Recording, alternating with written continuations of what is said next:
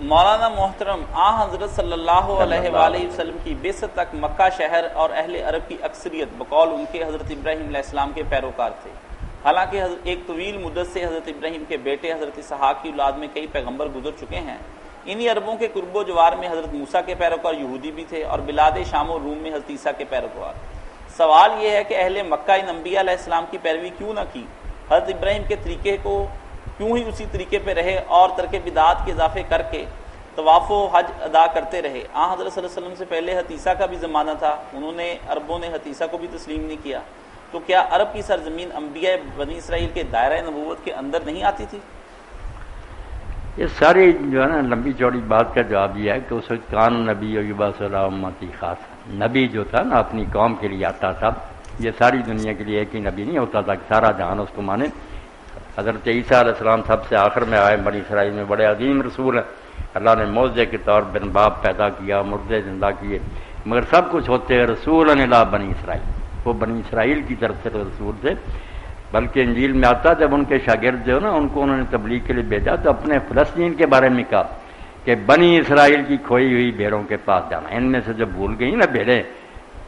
گمراہ ہو گئے لوگ، ان کو جانا، سامریوں کے گھروں میں داخل نہ ہونا، جو باقی قومیں رہتی ہیں انہیں کچھ نہ کہنا، وہ میرے دائرے میں نہیں ہیں۔ اس لیے ہر پیغمبر جو نا یبعث الی قومی خاص اپنی قوم کے لیے آتا تھا، دوسری امتوں پر اس کا ماننا فرض نہیں تھا، نہ وہ تبلیغ ہی کرتا تھا۔ یہ یہودیوں نے بھی ساری دنیا کو جو کرنا شروع کیا، عیسائیوں نے، بالکل غلط، خود انجیل کے خلاف ہے، وہ صرف اسرائیل کے پیغمبر تھے، دوسری امتوں کو یہ خواہ داخل کرتے ہیں۔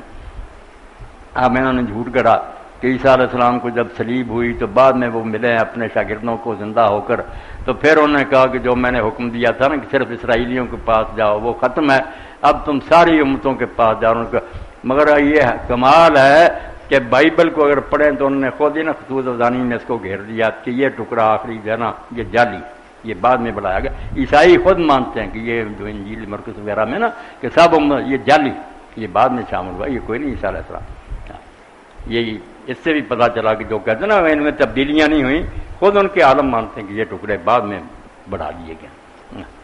مولانا صاحب، تو یہ عرب کے نبی نہیں تھے، یہ سارے جو نا اسرائیلیوں کے پیغمبر تھے۔ عرب میں اسماعیل علیہ السلام آئے یا شعیب علیہ السلام آئے تھے وہ مدین کی طرف، باقی کوئی نبی عرب میں نہیں آیا۔ ان کے پاس حضرت ابراہیم حضرت اسماعیل کی روایتیں تھیں، مگر وہ روایتیں کوئی ایسی گم نہیں تھیں، بالکل نہیں، سارا پتہ تھا کہ ہمارے والد عراق میں پیدا ہوئے، بت توڑے، آگ میں ڈالے گئے، وہاں سے نکلے، ملک پھرے، یہاں جنگل میں آ کر ڈیرا لگایا، خدا کا گھر بنایا، یہ سب باتیں انہیں حفظ تھی۔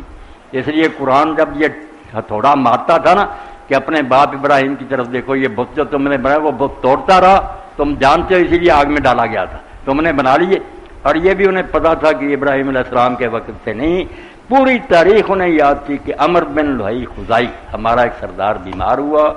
وہ شام کی سرحد پر علاج کے لیے گیا، وہاں ایک چشمہ تھا جس کا پانی نمکین وغیرہ تھا، ایسے اس میں اجزاء تھے کہ آدمی تندرست ہو جاتا، ہو گیا۔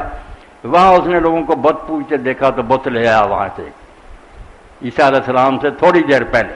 اس لیے ابراہیم اسماعیل کے بارے میں علیہ السلام جانتے تھے کہ بت پرستی ان کا دین نہیں، قرآن شریف کے سامنے اسی لیے کھڑے نہیں نہ ہو سکتے تھے۔ قرآن کہتا یار بڑوں کی طرف چلو، تم کہتے باپ دادوں کے طریقے پر چلنا، باپ دادے یہ رہ گئے جو گمراہ ہیں، جو ابراہیم اور اسماعیل جن پر فخر کرتے ہو، جنہوں نے مکہ بنایا تھا، ان کا بتاؤ نا، انہوں نے بت بنائے تھے؟ کوئی جواب نہیں آتا۔ اس لیے حضور کے سامنے دم بخود ہو، چپ، خاموش۔ باقی جیسے ہمارا ذہن ہے نا کہ عرب کے لوگ جو ہے نا وہ چوڑے چمار تھے، یہ بالکل بے وقوفی۔ عرب لوگوں کے بارے میں جو کہتے ہیں نا اخلاقی برائیاں آ گئی، شراب لوگ پینے لگے جناب وغیرہ، ورنہ ان میں موحد لوگ بھی حنفاء تھے جو صرف اللہ کی پوجا کرتے تھے، کوئی شرک نہیں کرتے تھے، حرام نہیں کھاتے تھے، بتوں کا چڑھاوا نہیں کھاتے تھے، بڑے بڑے نیک لوگ بھی ہمیں